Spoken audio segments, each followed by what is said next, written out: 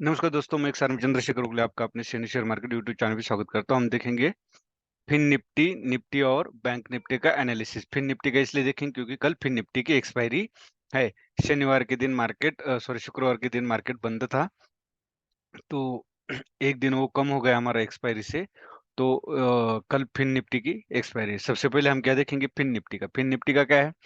अगर आप यहाँ देखोगे तो एक डब्ल्यू पैटर्न बना था, उसको ब्रेकआउट देने के बाद वो सस्टेन नहीं हो पाया और नीचे आया। और अब क्या है, यहाँ असेंडिंग ट्रेंड लाइन बनी है। मतलब क्या है, इसका मतलब है कि हायर लोज बनते हुए मार्केट अपसाइड जाने के चांसेस है। तो अब ये जो ब्रेकआउट दिया है, जो प्रीवियस यम पैटर्न बना है, उसका ये जो सपोर्ट था, ये जो ब्रेक हुआ था, ये अभी रेजिस्टेंस का काम कर रहा है। तो रेजिस्टेंस का काम कर रहा है, तो अब ये नीचे आने की संभावना मुझे लग रही है। 22,800 जो है वो सपोर्ट का काम करेगा। अरे ये ब्रेक करता है तो समझ लो इस ट्रेंड लाइन को टच करने के लिए मार्केट आ सकता है। तो यहाँ पे अगर टच करता है, कोई स्टार हैमर डोजी कैंडल देता है, तो आप उस कैंडल के ऊपर बाय कर सकते हो और उसके नीचे स्टॉप लॉस लगा सकते हो। तो 21,070 के ऊपर ही अभी फिर निफ्टी में बाय बनेगा, उससे पहले बाय नहीं बनेगा।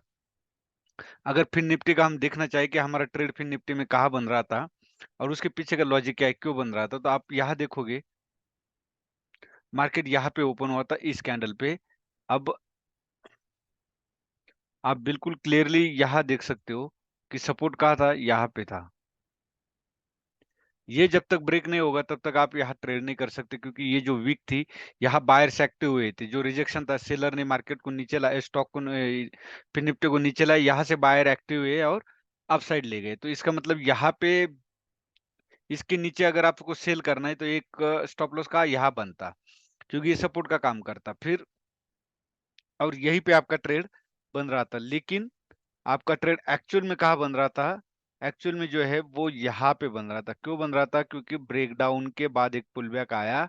2 रिजेक्शन कैंडल है, जिसको हम ये भी बोल सकते हैं कि ट्विज़र टॉप, और या इसके ऊपर स्टॉप लॉस, और इसके नीचे अगर हम सेल करते तो हमें आप देखो यहाँ स्टॉप लॉस हिट नहीं हुआ और एक अच्छा-सा एक मूवमेंट हमें यहाँ देखने को मिला। बिल्कुल आपको कुछ स्ट्रैटेजी है मार्केट में जो मैक्सिमम ट्रेडर और बड़े-बड़े लोग यूज़ करते हैं, उसी के हिसाब से आपको ट्रेड करना चाहिए। अब कल के लिए अगर आपको ट्रेड करना है तो 22,796 जो सपोर्ट का काम कर रहा है, यहाँ पे कोशिश करनी चाहिए कि बाय करने की। अब ऊपर अपसाइड अगर आप देखोगे तो 21,070 के अपसाइड ही सॉरी, आपको बाय करना हो तो ये जो रिजेक्शन आ रहा है बार-बार, तो आपको यहाँ से बाय करना चाहिए, जहाँ से सेलर्स एक्टिव हो रहे हैं। 20,920 के ऊपर,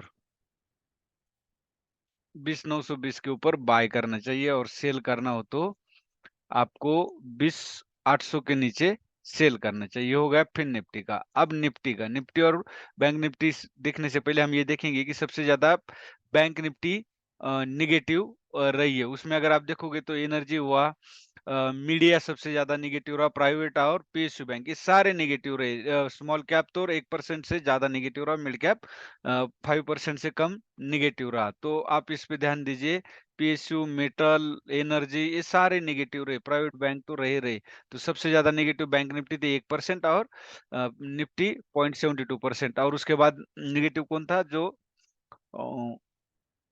सेंसेक्स और फिर निफ्टी। तो निफ्टी का अगर आप यहाँ देखोगे तो मार्केट बिल्कुल टॉप पे, निफ्टी का आप यहाँ देख सकते हो। आज बहुत 2-4 दिनों के बाद ये बहुत बड़ी बेरिश कैंडल मिली है। यहाँ पे आरएसआई देखोगे तो एकदम फ्लैट है। आरएसआई फ्लैट है, इसका मतलब क्या? आपको अगर ऑप्शन ट्रेडिंग करनी है तो स्कैल्पिंग करनी है, सेल ऑन राइज। अगर ये ब्रेक करता है 20,300 ब्रेक करता है, तो 20,220 का टारगेट होगा, और 20,220 ब्रेक करता है तो फिर आपको यहाँ पे पुट साइड ज़्यादा ध्यान देना है और सेल ऑन राइज का फॉर्मूला यहाँ पे यूज़ करना है। डेली कैंडल में मारू-बाजू कैंडल बनी, ये हैंगिंग मैन का काम कर सकता है, या तो इसको इवनिंग स्टार भी बोल सकते हैं। इवनिंग स्टार का भी ये काम कर सकता है। ज़्यादातर हम इसको हैंगिंग मैन बोलेंगे, क्योंकि डाउन साइड बड़ी वीक है। ये ड्रैगन फ्लाई डोजी कैंडल बनी है रेजिस्टेंस पे। अब यहाँ क्या है, 1 आवरली में हम देखेंगे, आवरली में हमें क्या नज़र आता है। आवरली में अगर आप यहाँ देखोगे तो ये एक ट्रेंड लाइन है, इसको ब्रेक किया, इसके नीचे सपोर्ट है। अब यहाँ इसके नीचे अगर आता है तो आपको यहाँ सेल नहीं करना है। क्यों? आपको यहाँ पे बाय साइड का सोचना है, 22,200 20 के आसपास। क्यों? क्योंकि यहाँ से बायर्स एक्टिव है। अगर ये 22,200 कंसोलिडेशन होने के बाद ब्रेक करता है, या तो ब्रेक के बाद डायरेक्ट एंट्री नहीं करनी है, इसको एक बार पुल बैक आने देना है, उसके बाद आपने डाउन साइड एंट्री करनी है। तो 20,220 ये एक सपोर्ट का काम करेगा। फिलहाल 20,300 है। अगर 20,300 पे आप एंट्री भी करते हो तो बहुत कम क्वांटिटी में एंट्री करे, जिससे कि आपको 20,220 का छोटा सा टारगेट मिले। अगर नहीं मिले तो छोटा सा स्टॉप लॉस लेना ही पड़ेगा। अब 5 मिनट हम या यम पैटर्न भी बनाए आप, या 1 मिनट आवरली में यह देख सकते हो कि ये यम पैटर्न का भी काम कर सकता है। यहाँ पे आपको बिल्कुल क्लियरली दिखाई देगा कि ये एक यम पैटर्न का काम कर सकता है। तो यहाँ थोड़ा संभल के काम करे, लेकिन मैं यही कहूंगा कि यहाँ पे अगर आता है तो आप बाय साइड एंट्री कर सकते हो, और कुछ छोटा सा स्कैल्पिंग ट्रेड जिसको बोलते हैं हम, एक 10 15 20 पॉइंट लेकर के एग्जिट कर सकते हैं निफ्टी में। ये हो गया। अभी 5 मिनट में हम ये देखेंगे कि हमारा 5 मिनट के लिए इंट्राडे ट्रेड कहाँ बनता था, अब बनता था तो उसके पीछे का लॉजिक क्या है। अब यहाँ पे अगर आप देखोगे तो ये ट्रेंड लाइन थी, ये पूरा का पूरा सेलर्स एरिया था, और इसको ब्रेक करने के बाद आप देख सकते हो फर्स्ट कैंडल ने ब्रेक किया था। ये जो रिजेक्शन है, ये पॉइंट था ना आपका, यहाँ पे देखो, यहाँ पे आप देख सकते हो कि एक रिजेक्शन यहाँ से, ये दोनों कल का रिजेक्शन था, वहीं पे एक रिजेक्शन आया था। तो अभी आपका जो एंट्री था, इसको ब्रेक करने के बाद, ये जो दोनों पॉइंट ब्रेक करने के बाद, जब ये जो इनसाइड कैंडल बनी थी, इसके नीचे सेल करना था, और ये आपका स्टॉप लॉस बनता, और आपको एक अच्छी खासी मूवमेंट यहाँ पे मिलती। ये मूवमेंट तो इतनी खास नहीं थी। यहाँ पे ढेर सारे लोग बीच में एग्जिट हुए होंगे, क्योंकि आप यहाँ देखो हैमर कैंडल बनी थी, जहाँ से बोल सकते कि बायर्स इसमें काफी मात्रा में आए थे। तो आप इस कैंडल के नीचे भी एक ट्रेड कर सकते थे, क्योंकि अभी स्कैल्पिंग ट्रेड करना ही बेटर था। उसके बाद अगर आप पूरे इस चार्ट को अगर देखोगे तो ये एक, यह देख सकते हो, ये एक प्रकार का ये कप एंड हैंडल पैटर्न बना था। ब्रेक करने के बाद यह आया, तो आप यहाँ एक ट्रेड कर सकते थे। तो आपको मार्केट में बहुत ही ध्यानपूर्ण, मतलब ऑब्जर्वेशन आपका बहुत बारीकी से होना चाहिए, कंसंट्रेशन बहुत अच्छा होना चाहिए, तभी आपको समझ में आएगा कि मैंने कहाँ पे ट्रेड करना है और क्यों करना है, उसके पीछे के लॉजिक समझ में आएगा। अब आपको बाय करना है तो 22,430 यहाँ से बार बार रिजेक्शन आ रहा है, तो 22,430 के ऊपर बाय करना है। 22,300 के नीचे आप सेल कर सकते हैं, जो 22,220 के लिए छोटा सा क्वांटिटी के साथ। अब बैंक निफ्टी में आप यहाँ देखोगे, वन डे में बहुत बड़ा रिजेक्शन आया है। ये जो सेलर्स पॉइंट था, यहाँ से रिजेक्शन आया, और मैंने ये बोला भी था कि ये जो है, ये एक प्रकार का हेड एंड शोल्डर पैटर्न था। इस हेड एंड शोल्डर पैटर्न का ब्रेकआउट के बाद एक पुल बैक आना जरूरी है।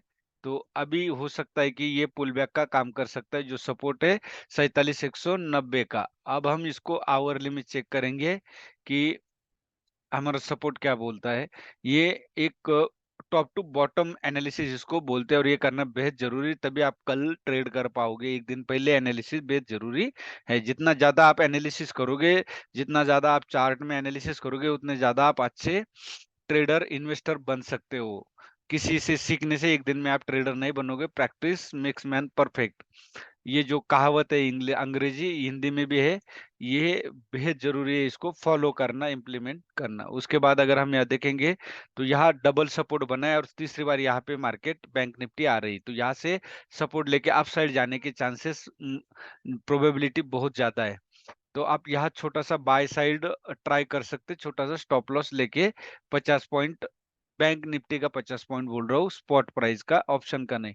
ऑप्शन का 20 एक पॉइंट का स्टॉप लॉस लेकर के आप एग्जिट कर सकते हैं, लेकिन यहाँ एक बार बाय साइड के लिए आप ट्राई करना चाहिए। अब कल के लिए आज ट्रेड कहाँ पे बन रहा था, 5 मिनट में मैं आपको दिखाऊंगा कि ट्रेड कहाँ पे बन रहा था और उसके पीछे का लॉजिक क्या है। आप यहाँ देख सकते हो, यह ढेर सारा कंसोलिडेशन हुआ था, और ये देखो, ये कैंडल बिल्कुल फ्लैट ओपन हुआ और डायरेक्टली नीचे आ गई। तो फर्स्ट ट्रेड आपका कहाँ बन रहा था, तो फर्स्ट ट्रेड ये देखो, कंसोलिडेशन के बाद यहाँ पे ये जो दो कैंडल बनी है, इसके नीचे बन रहा था। मतलब क्या है इसका, आपको इंतजार करना पड़ेगा, डेली ट्रेड मिले ना मिले, इंतजार कीजिए। ये देखो, ये ब्रेकडाउन के बाद आपको यहाँ पे ट्रेड मिला। मैंने बैंक निफ्टी में इसलिए नहीं दिया कि मैं इंतजार कर रहा था ये ब्रेकडाउन के बाद कहीं यहाँ पे इस कैंडल के आसपास यहाँ पे अगर आ जाए तो मैं ट्रेड करूं, लेकिन यहाँ पे आ गया था। आप यहाँ देख सकते हो, यहाँ पे ये आ गया था इस कैंडल के नीचे।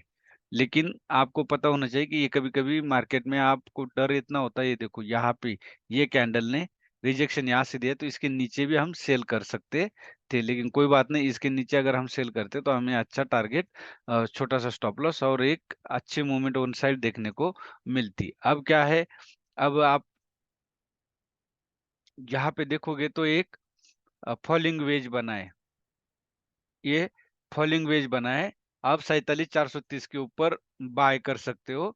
ये रिजेक्शन 2 बार आया हुआ है, तो ब्रेकआउट के बाद एक पुल बैक आएगा तभी आप बाय कीजिए, अदरवाइज अवॉइड कीजिए। और ये यहाँ पे एक ट्रेड बन रहा था, यहाँ पे ट्रेड क्यों बन रहा था? अगर यहाँ ये 2 पॉइंट अगर हम यहाँ जोड़ते, ये 2 पॉइंट अगर हम यहाँ जोड़ते तो ज़रूर इसके ऊपर हमारा एक ट्रेड बनता और इसके नीचे स्टॉप लॉस, और आप देख सकते हो एक अच्छा मार्केट कितना अप जाएगा डाउन जाएगा हमें ये पता नहीं, लेकिन हमें कुछ स्ट्रेटेजी होनी चाहिए जो सारे लोग यूज करते हैं, और उसको हमने यूज करना चाहिए और उसका इंतजार करना चाहिए। बार बार एग्जिट एंट्री नहीं करनी चाहिए, प्रॉपर स्टॉप लॉस लेने की आदत डालनी चाहिए, तभी आप एक ट्रेडर बन सकते हो।